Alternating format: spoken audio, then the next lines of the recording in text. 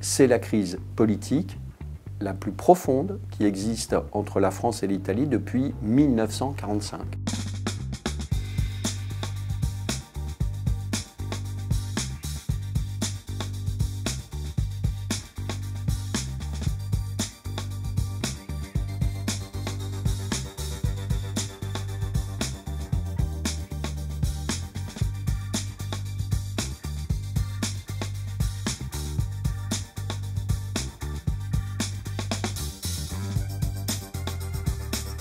Jamais, comme aujourd'hui, la violence, les polémiques ont atteint ce niveau d'intensité et ça durera parce que Matteo Salvini en Italie et Luigi Di Maio en Italie, d'un côté, et Emmanuel Macron en France, ont besoin de s'ériger en adversaires réciproques dans la perspective des élections européennes.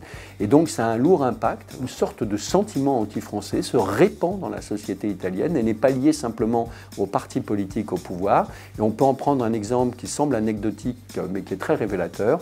Au moment de la finale de mondial entre la France et la Croatie, la plupart des Italiens soutenaient la Croatie. Et ça, c'est typique de la relation aujourd'hui très tendue entre la France et l'Italie.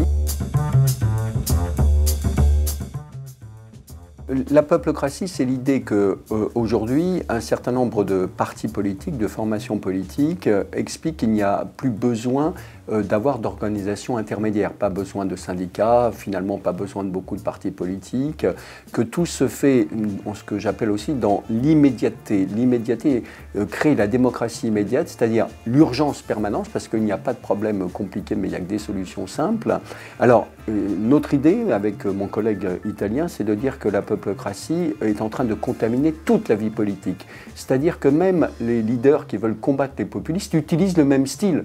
Par exemple, Matteo Renzi en Italie et Emmanuel Macron quand il a fait sa campagne présidentielle. Ça ne veut pas dire qu'ils sont populistes, mais ils sont obligés d'avoir recours au même type, au même style que les populistes. C'est une année cruciale pour l'Europe. En plus, d'un point de vue symbolique, c'est une année qui arrive 40 ans après la première élection du Parlement européen et 30 ans après l'effondrement du mur de Berlin. En 2019, c'est vrai que cette élection européenne va permettre de clarifier un peu à la fois l'orientation de la politique européenne et l'état de nos démocraties. Oui, il y a un risque d'avoir une forte poussée des différents partis et mouvements populistes qui sont divers entre eux, donc c'est pas sûr qu'ils arrivent à s'unir à la fois pour la campagne des élections européennes et ensuite au sein du groupe parlementaire. Mais incontestablement, ça marquera une nouvelle étape de la défiance politique à l'égard de l'Union européenne, comme aussi de la défiance politique à l'intérieur de chaque pays. Et le tout relayé par cette transformation phénoménale dont je crois qu'on n'a pas encore pris la mesure, qui est l'importance des réseaux sociaux.